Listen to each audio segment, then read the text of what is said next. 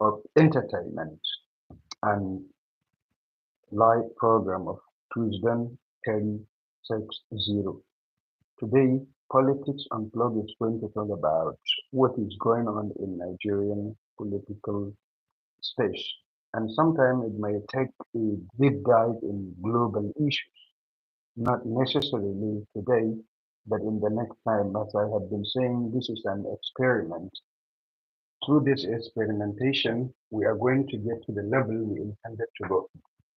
So we will talk about the Nigerian politics. Recently, the reports have been going around the coalition, alignment, and the life of the politicians are getting intact. But there is one question. Are they ready to face the ruling party that is now eating up from their own base? For example, the depiction of Delta State Governor and entire party machinery and permutation of Akwa Ibom Governor Umo Eno saying that he's going to leave a PDP to go to APC. One of the loyal PDP members and governor is now going to APC. And he's even threatening his commissioners that if they stay in the PDP, they are going to go because he's never going to work with the people that are not in the same party with him. As it is getting more interesting, there are many, many things that are irritating in the Nigerian political space. The opposition are not moving with strategy and politics of putting the nation first instead of putting self-interest first. For example, Atiku want to be a president. Peter Obi want to be a president, I believe so. Nasir El-Rufai that get to SDP wanted to be a president.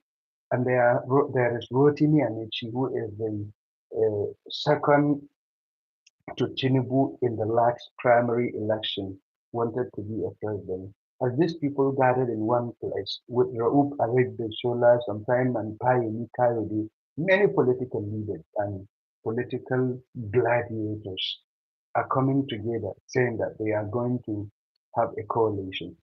But is it true that they are ready? Is it, are they serious? Are they really wanted to take the power from the governing party as they are divided and everyone is moving with its own interest, not with the coalition's itself interest or the country's interest? All they are looking at is the power. It's not a crime for political party to go for power, but it is a crime for political party to neglect the citizens and go for power, which is very wrong. And I can see sort of that. And there is one thing that I had been talking about recently. Peter Obi is not ready to step down for Atiku, even though he made some comments.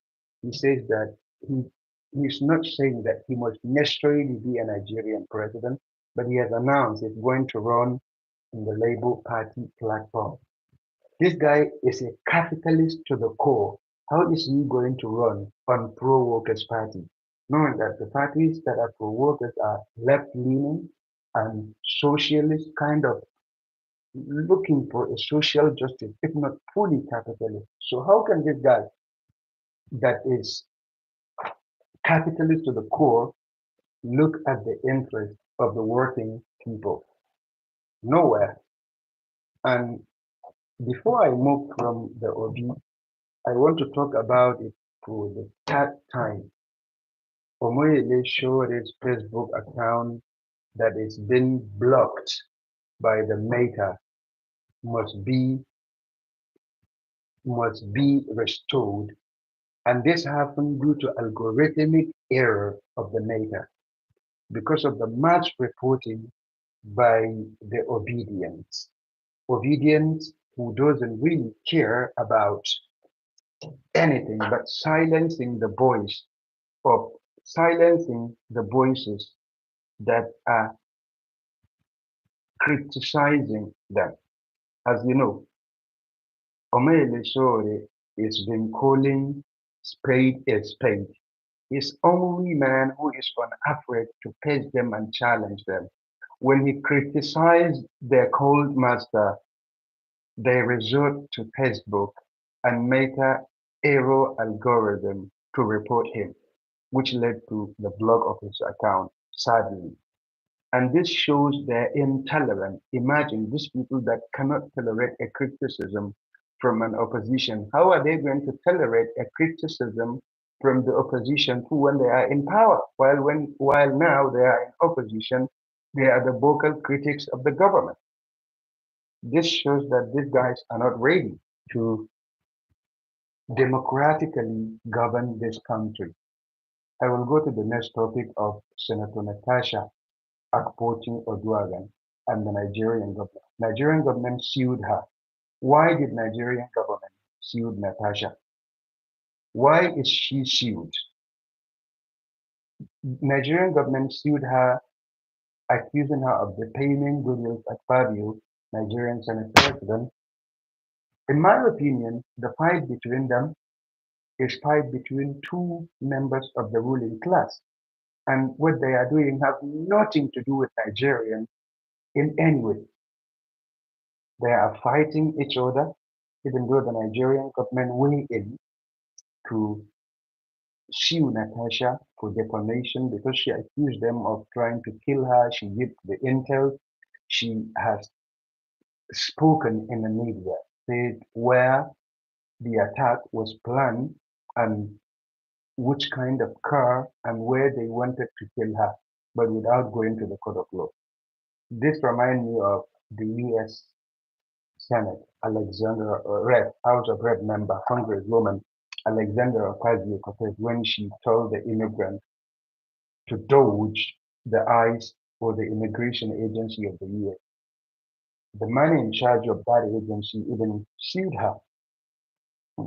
But this is a story for another day. Story of Natasha is getting more interesting, and women are the weaker, and their constituency must be given an importance in a democracy.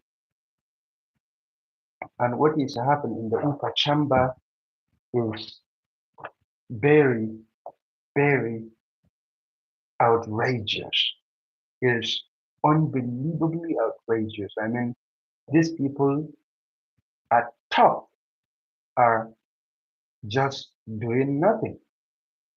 They are there in Nigerian Hello Chamber just fighting. Doesn't give a damn about the condition of Nigerians and day-to-day life situation of fellow Nigerian citizens who send them there to work for them.